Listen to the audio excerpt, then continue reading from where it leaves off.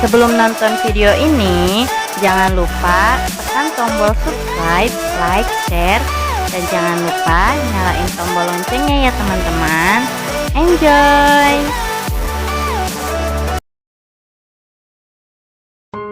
Assalamualaikum warahmatullahi wabarakatuh. Yang terhormat Bapak Dodi Ahmad Hairudin MPDI, selaku dosen pembimbing mata kuliah Perkembangan Sosial Emosi, Moral, dan Agama, serta rekan-rekan yang saya banggakan.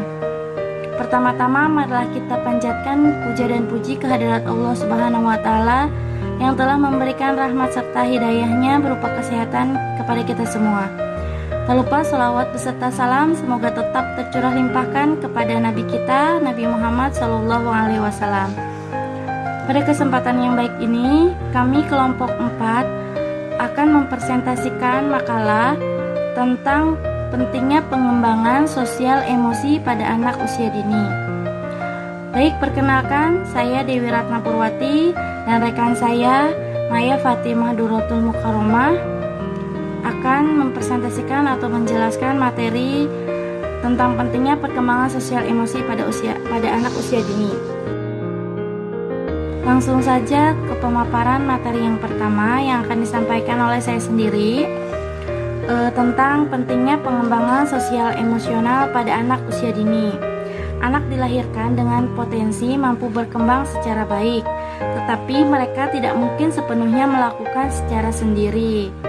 Anak-anak dalam perkembangan dirinya, termasuk pada aspek sosial emosional, membutuhkan bantuan dan program yang sesuai dengan kebutuhannya. Alasan-alasan mengapa sosial emosional perlu dikembangkan sebagai berikut. Yang pertama, kompleksitas kehidupan yang dihadapi anak. Faktor kompleksitas atau lingkungan yang dihadapi anak saat ini banyak berakibat buruk terhadap perkembangan dan kehidupan sosial pada anak.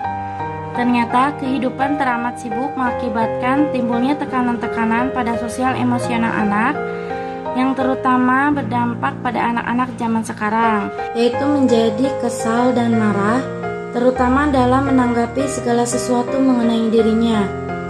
Beberapa contoh perilaku emosi sosial yang menyertai generasi sekarang dapat digambarkan sebagai berikut. 1. Perilaku kesepian dan murung. 2. Perilaku beringas dan kasar.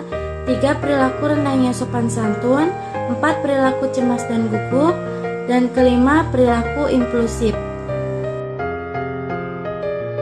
Yang kedua, anak adalah praktisi dan investasi masa depan.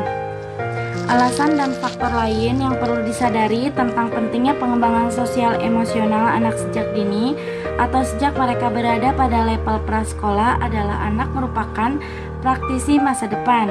Dialah yang akan mengisi baik buruknya hari esok. Makna lain dari anak sebagai praktisi masa depan bahwa dalam diri anak perlu diberikan dan dikembangkan nilai-nilai mendasar yang dapat digunakan secara fungsional dalam kehidupannya kelak.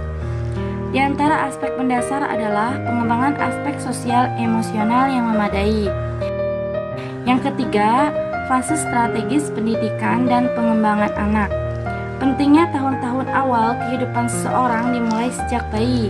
Sel-sel otaknya berkembang secara luar biasa dengan membuat sambungan-sambungan antar sel. Menurut Maria Montessori, seorang ahli dari Italia yang melakukan serangkaian pengamatan secara tekun terhadap anak dan proses pendidikannya di lembaga yang dikembangkannya, yang dikenal dengan nama Case dei Bambini, di Children's House di Roma, yang menyimpulkan bahwa usia sejak lahir hingga 6 tahun adalah tahun formatif, yaitu usia terpenting dalam pembentukan kepribadian individu. Berdasarkan uraian tersebut, ternyata kita dihadapkan pada fase strategis dalam pendidikan dan pengembangan anak. Yang keempat, upaya mengimbangi pandangan tentang keunggulan IQ dibandingkan EI. Kecerdasan akademis sedikit kaitannya dengan kehidupan emosi karena secara umum kecerdasan akademis atau IQ atau Intelligence Quotient relatif dipengaruhi oleh faktor bawaan. Sedangkan kecerdasan emosi atau EA, emotional intelligence, dapat tumbuh dan berkembang seumur hidup dengan proses belajar terhadap pemikiran bahwa IQ menyumbang dalam kehidupan pribadi mereka paling banyak 20% bagi kesuksesan dalam hidup. Sedangkan 80% ditentukan faktor lain, yaitu kecerdasan emosi menurut Goleman tahun 1995. Akan tetapi, bila keduanya keterampilan tersebut yakni IQ dan AI tercapai secara efektif, dapat melahirkan generasi yang baik. Selanjutnya, pengembangan kecerdasan sosial emosional. Hingga saat ini masih banyak orang tua dan masyarakat yang meyakini bahwa IQ merupakan satu-satunya hal yang menentukan keberhasilan masa depan anak. Mereka akan bangga apabila anaknya mempunyai tes IQ yang tinggi. Padahal, jika dipahami lebih lanjut, tes IQ umumnya hanya menggali kemampuan dasar logika dan matematika. Faktor dominan yang mempengaruhi keberhasilan atau kesuksesan individu dalam hidupnya bukan dari tingginya kecerdasan intelektual atau IQ, akan tetapi ditentukan oleh faktor kemantapan emosi yang oleh ahlinya disebut EI atau kecerdasan emosional. Menurut Dani Gumam tahun 2001. Poin A, batasan kecerdasan sosial emosional pada anak. Kecerdasan emosi tidak berdiri sendiri dan tidak dapat dipisahkan dengan kecerdasan sosial. Kedua konsep tersebut bersifat kohesif, yaitu menyatu, dan tidak dapat dipisahkan secara tegas satu persatu. Karena suatu kecerdasan emosi akan dipengaruhi oleh individu jika kecerdasan itu terefleksi dan teraktualisasi dalam kehidupan sosialnya. Berdasarkan kajian tersebut, secara konseptual, kecerdasan emosi dapat dibatasi pengertiannya sebagai kemampuan untuk mengenali perasaan diri sendiri dan perasaan orang lain, kemampuan memotivasi dirinya sendiri, serta kemampuan mengelola emosi dan perilaku sosial dengan baik pada diri sendiri dan dalam membina hubungan dengan orang lain. Menurut Agus Germanto tahun 2001. Menurut ahli psikologi yaitu Peter Salovey dan John Mayer mengatakan bahwa kecerdasan emosi memiliki arti kualitas-kualitas emosi yang penting bagi suatu keberhasilan. Dengan kata lain, ciri-ciri yang dapat dikenali untuk memahami kecerdasan emosi diantaranya adalah sebagai kualitas emosi seseorang meliputi 1. Empati atau kepekaan terhadap perasaan orang lain. Yang kedua, mengungkapkan dan memahami perasaan. Yang ketiga, mengalokasikan rasa marah. Yang keempat, kemandirian. Yang kelima, kemampuan menyesuaikan diri. Yang keenam, disukai atau tidak. Yang ketujuh, kemampuan memecahkan masalah antar pribadi. Yang kedelapan, ketekunan. Yang kesembilan, kesetiakawanan. Yang kesepuluh, kesopanan. Dan yang ke-11, sikap hormat. Poin B, unsur dan karakteristik kecerdasan sosial dan emosional pada anak. Uraian dan perincian tentang unsur karakteristik kecerdasan sosial emosional yang lebih sistematis pemetaannya disajikan oleh Yusuf tahun 2001 dan merupakan suatu kesimpulan dari sejumlah pandangan ahli yang mendalami bidang ini yang berhasil beliau kumpulkan. Secara jelas, hal-hal yang terkait dengan unsur dan karakteristik kecerdasan sosial emosional dapat dilihat di tabel ini. Aspek yang pertama, kesadaran diri, karakteristiknya mengenal dan merasakan emosi sendiri, memahami penyebab perasaan yang timbul, dan mengenal pengaruh perasaan terhadap tindakan. Aspek yang kedua, mengelola emosi. Karakteristiknya bersikap toleran, mengungkapkan amarah dengan tepat, mengendalikan perilaku agresif, memiliki perasaan yang positif, mampu mengatasi stres dan dapat mengurangi kesepian dan cemas. Aspek yang ketiganya, memanfaatkan emosi secara produktif. Aspek yang keempat yaitu empati. Karakteristiknya mampu menerima sudut pandang orang lain, peka terhadap perasaan orang lain, dan mampu mendengarkan orang lain. Aspek yang terakhir, membina hubungan. Karakteristiknya dapat menganalisis hubungan orang lain, dapat menyelesaikan konflik dengan orang lain, kemampuan komunikasi dengan orang lain, mudah bergaul dengan teman sebayanya, peduli terhadap orang lain, memperhatikan kepentingan sosial, dapat bekerja sama dan senang berbagi, dan bersikap demokratis. Baik, materi selanjutnya akan disampaikan oleh rekan saya. Baik, saya akan melanjutkan materi yang sebelumnya sudah dijelaskan oleh rekan saya, Teh Dewi. Selanjutnya yaitu peran dan pematangan perkembangan sosial dan emosional anak. Pada hakikatnya manusia adalah makhluk sosial. Sejak dilahirkan, manusia membutuhkan pergaulan dengan orang lain untuk memenuhi kebutuhannya. Sosialisasi tidak hanya dilakukan oleh orang dewasa, anak, bahkan bayi pun sudah dapat melakukannya. Bayi dapat bersosialisasi, contohnya menangis ketika lapar. Secara alamiah, hal itu terjadi dari faktor penyebab utamanya lebih pada dukungan kematangan.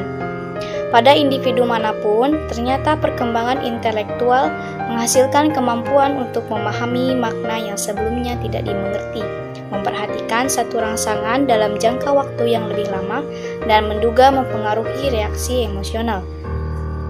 Begitu pula pada kondisi fisik, perkembangan kelenjar endokrin penting untuk pematangan perilaku emosional. Bayi secara reaktif kekurangan produksi endokrin yang diperlukan untuk menopang reaksi fisiologis terhadap stres. Kelenjar adrenalin yang memainkan peranan secara tajam segera setelah bayi lahir.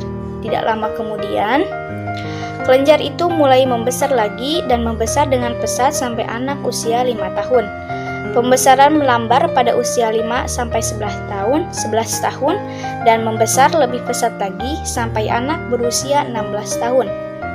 Pada usia 16 tahun, kelenjar tersebut mencapai kembali ke ukuran semula seperti pada saat anak lahir.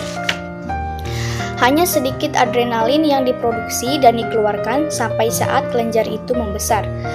Kelenjar adrenalin tersebut sangat berpengaruh pada keadaan emosional anak usia prasekolah. Selanjutnya itu ada meningkatkan peran pembelajaran bagi pengembangan sosial emosional anak. Perkembangan sosial emosional adalah perkembangan perilaku anak dalam pengendalian dan penyesuaian diri dengan aturan-aturan masyarakat di mana anak itu berada. Perkembangan sosial emosional anak bukan hanya sekedar hasil pematangan, tetapi sebagian besar merupakan hasil belajar. Untuk itu, menyediakan kondisi yang dapat meningkatkan kematangan dan kesempatan belajar sangat penting dilakukan. Pengondisian yang baik akan menjadikan fungsi sosial emosional anak menjadi semakin berkembang. Pengendalian emosi dan tatanan sosial yang baik serta sehat dapat membantu anak dalam mengembangkan konsep diri yang positif dan akan menjadikan perkembangan sosialisasi dan emosi anak menjadi lebih optimal. Dengan demikian, anak dapat meningkatkan peran dan aktualisasi diri sesuai gendernya. Yang pertama ada arah pembelajaran sosial emosional bagi anak prasekolah. Secara umum, arah dan sasaran dari pembelajaran dalam dimensi pengembangan sosial emosional anak sesuai dengan kurikulum 2004 dan sesuai juga dengan pandangan para ahli tentang harapan arah perkembangan sosial emosional yang bersifat ideal, maka arah pengembangan sosial emosional ditunjukkan pada hasil belajar yang meliputi A. Mampu melakukan hubungan dengan orang lain, B. Terbiasa untuk bersikap sopan santun, C. Mampu mematuhi peraturan dan disiplin, D. Mampu menunjukkan reaksi emosi yang wajar. Keempat kemampuan tersebut diikuti dengan indikator-indikator berikut, yaitu A. Tenggang rasa terhadap orang lain, B. Bekerja sama dengan teman, C. Mudah bergaul atau berinteraksi, D. Mengenal dirinya sendiri, E. Mulai dapat berimajinasi atau berpura-pura. F. Mulai berkomunikasi dengan temannya. G. Mulai belajar memisahkan diri dari orang tuanya. H. Aktif bergaul dengan temannya. I. Mulai mengikuti aturan permainan. J. Meniru kegiatan orang dewasa. K. Menjadi ekstrim dan keras kepala. L. Mematuhi peraturan yang ada. M. Mulai mengenal konsep benar dan salah. N. Mau berbagi dengan teman. O. Mau bermain dengan teman sebayanya. P. Berani dan memiliki rasa ingin tahu yang besar. Q. Merasa puas atas prestasi yang dicapai. R. Mulai dapat mengendalikan emosi. S. Menunjukkan reaksi emosi yang wajar. T. Menjaga keamanan diri. Uraian tadi adalah sasaran pengembangan sosial emosional yang sifatnya menyatu. Apabila dipilah-pilah, dijelaskan sebagai berikut. A. Arah pembelajaran sosio anak. Yang pertama, membantu pencapaian kematangan dalam hubungan sosial. Yang kedua, membantu kemampuan menyesuaikan diri dengan norma-norma kelompok, tradisi, dan moral atau agama. 3. Membantu kemampuan dalam memperluas hubungan anak dengan masyarakat, mulai dari teman sebaya hingga yang lebih luas. Dalam kelompok terdapat 2 sikap dasar, yaitu kesanggupan menerima dan memberi pada pihak lain. Yang kedua, yang B, arah pembelajaran emosi anak. Yang pertama, mengontrol ekspresi emosi. Yang kedua, membantu mengenali emosi diri sendiri. Yang ketiga, membantu kemampuan motivasi diri. Yang keempat, membantu mengenali emosi orang lain. Yang kelima, membantu kemampuan membina hubungan dengan orang lain. Yang kedua, ada cara anak mendapatkan pengalaman sosial emosi. A. Trial dan error, yaitu belajar dengan cara mencoba dan meralat. B. Imitasi, yaitu dengan cara meniru. C. Conditioning, yaitu dengan cara mengkondisikan reaksi-reaksi emosi tertentu. Jadi kesimpulan untuk materi kali ini yaitu sosial emosional pada anak penting dikembangkan. Terdapat beberapa hal mendasar yang mendorong pentingnya pengembangan sosial emosional, di antaranya 1. Makin kompleksnya permasalahan kehidupan di sekitar anak, termasuk di dalamnya perkembangan iptek yang banyak memberikan tekanan pada anak dan mempengaruhi perkembangan emosi maupun sosial anak. 2. Penanaman kesadaran bahwa anak adalah praktisi dan investasi masa depan yang perlu dipersiapkan secara maksimal, baik aspek perkembangan emosinya maupun keterampilan sosialnya. Yang ketiga, karena rentang usia penting pada anak terbatas, jadi harus difasilitasi seoptimal mungkin agar tidak ada satu fase pun yang terlewatkan. 4. Ternyata anak tidak bisa hidup dan berkembang dengan IQ semata, tapi EI jauh lebih dibutuhkan sebagai bekal kehidupannya. 5. Telah tumbuh kesadaran pada setiap anak tentang tuntutan untuk dibekali dan memiliki kecerdasan sosial emosional sejak dini. Tugas terpenting para guru dalam pengembangannya adalah ia harus memahami rambu-rambunya dan kekhasan kecerdasan emosional agar tidak tergelincir pada penyediaan lingkungan belajar yang kurang sesuai bahkan keliru. Secara khusus, hendaklah guru menguasai tindakan-tindakan prinsip, di antaranya 1. Menjadi contoh yang baik. 2. Mengajarkan pengenalan emosi. 3. Menanggapi perasaan anak. 4. Melatih pengendalian diri. 5. Melatih pengelolaan emosi. 6. Menerapkan disiplin. 7. Melatih keterampilan komunikasi. 8. Mengungkapkan emosi dengan kata-kata. 9. Memperbanyak permainan dinamis. 10. Memperdengarkan musik indah dengan ritme teratur. 11. Marah, sedih, cemas bukan hal tabu. 12. Menyelimuti dengan iklim positif. Sekian presentasi dari kelompok kami. Terima kasih atas perhatiannya. Mohon maaf apabila ada salah dalam penyampaian atau materi. Ditutup dengan membaca hamdalah. Alhamdulillahirobbilalamin. Billahi taufiq wal hidayah. Wassalamualaikum warahmatullahi wabarakatuh.